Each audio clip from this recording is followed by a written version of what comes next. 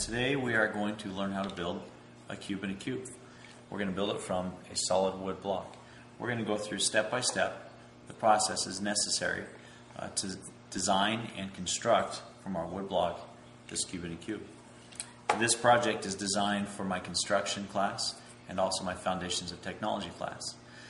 The students in these classes will utilize skills they've learned and acquired when applying their tools and machines to this project.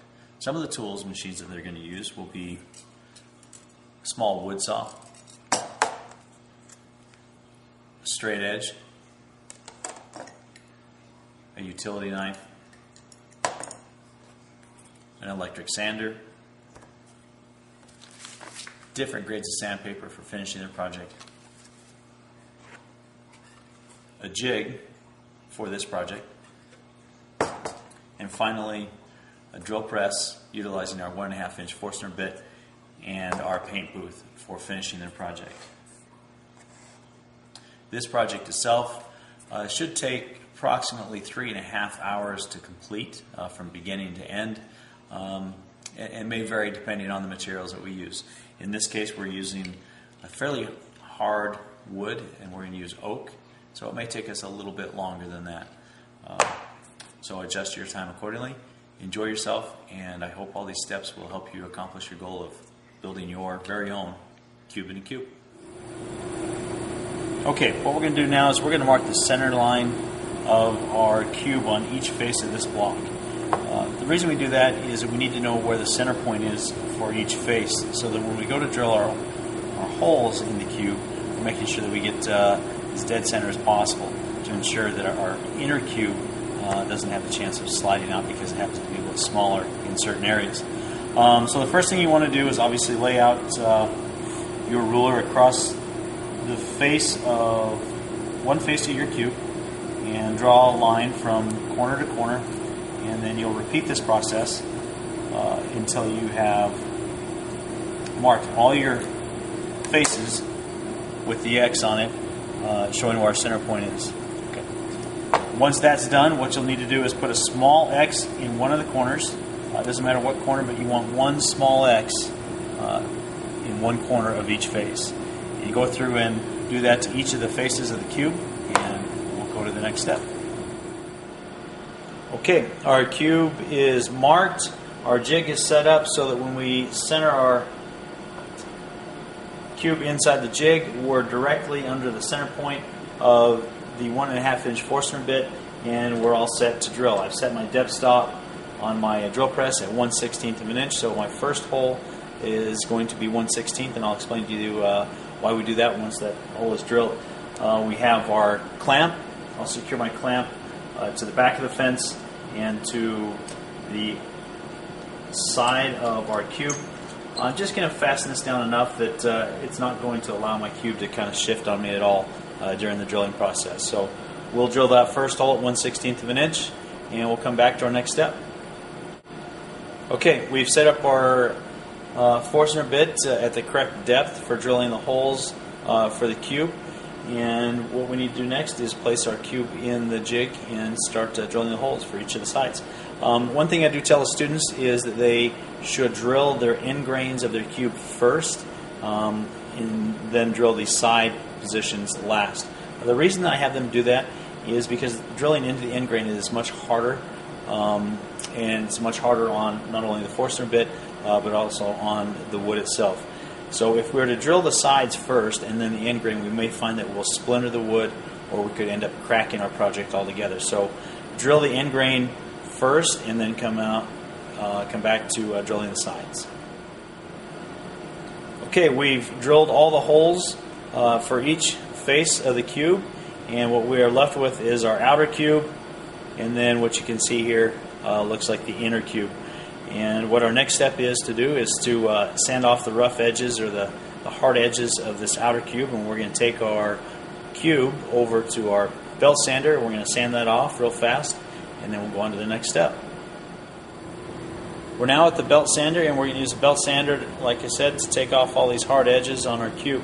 And the way we'll do that is we'll place it on the table, and we'll just roll our cube edge to edge over our belt sander here, and that will just take off the very initial corner of our cube and give us a nice round edge as we do that.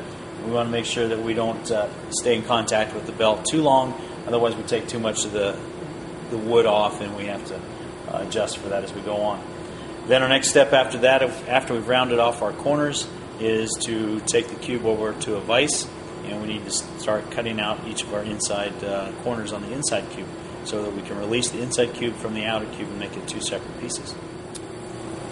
Well, now that we've sanded off all of the rough edges or sharp edges of our cube, we're ready to remove the inner cube or release the inner cube from the outer cube.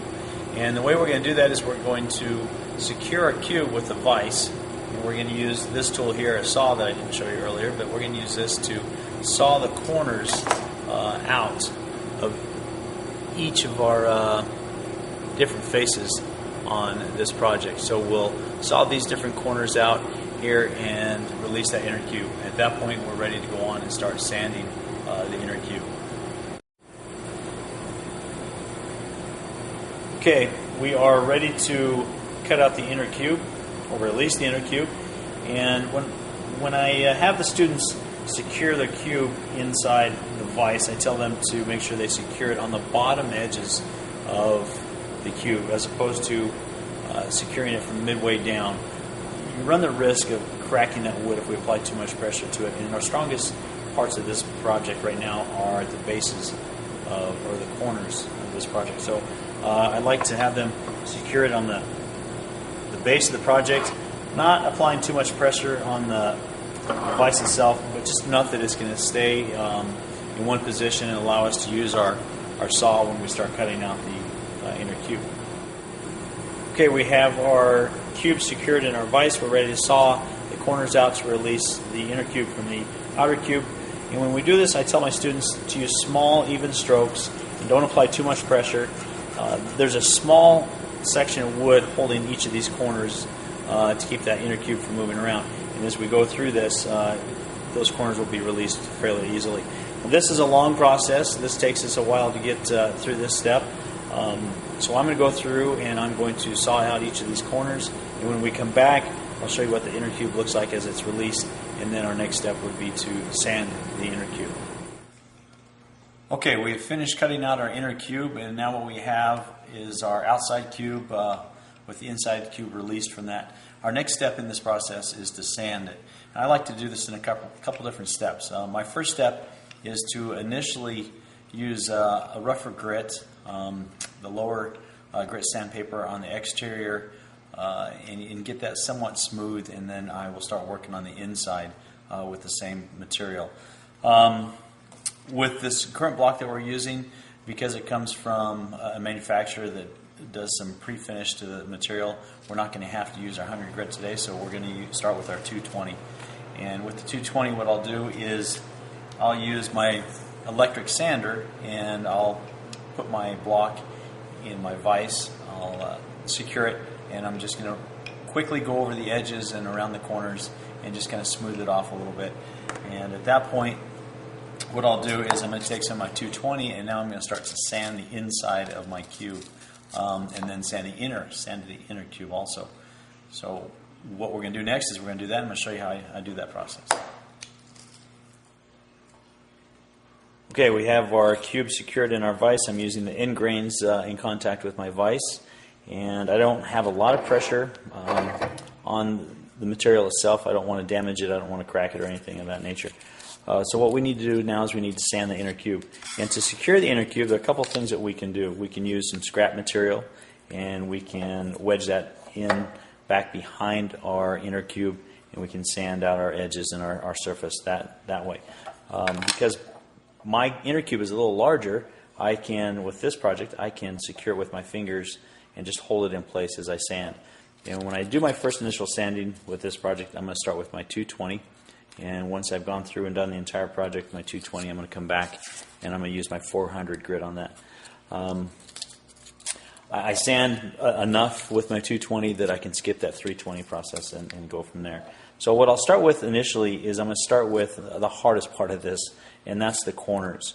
When we cut this inner cube out, or release it from the outer cube, we'll find that we'll get a lot of burrs around our corners here. We've got to make cuts in 3 different locations here on each corner, and with as many corners as we have, it takes some time to get that done. So I'm going to sand off these inner corners and go through and do all of those and get the burrs off and get it down to somewhat of a smooth surface the best I can. And then I'm going to come back with that 400 like I said. This is the most tedious part of this project. It takes a long time, but if you're patient with it and spend some quality time on it, you'll find that you'll have a really nice finished project at the end of this, and be real proud of what you're able to accomplish with this.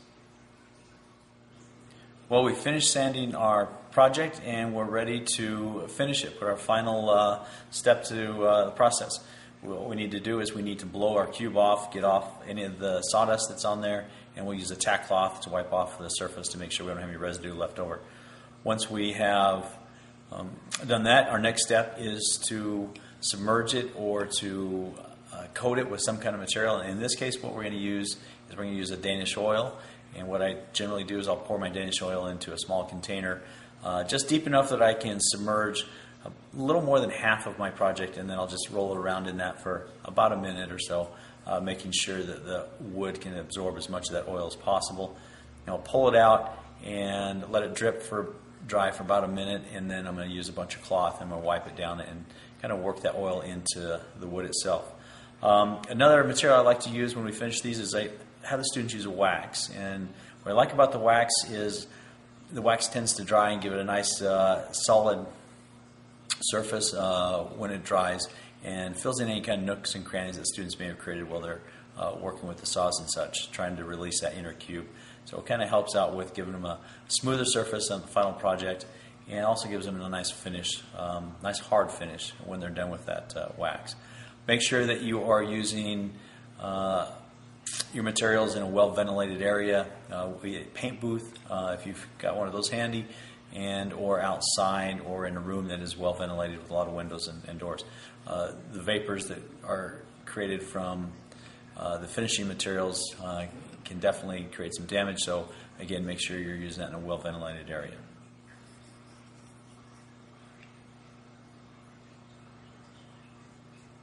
Well, I'm back, and I'm back with our finished project.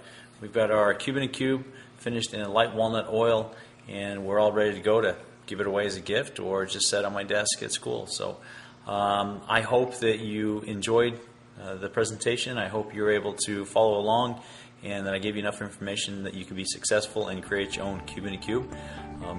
It's a nice trinket to have sitting on your desk, and it kind of creates conversation. People will pick it up, look at it, and play with it, and wonder how you were able to get that cube inside the other cube. And after time, they'll figure out you did it by hand, which you know you didn't, and we all know you didn't, but that's for them to find out. So I hope you enjoyed this, and I hope you're successful at creating your own cube in a cube. Thank you very much for watching.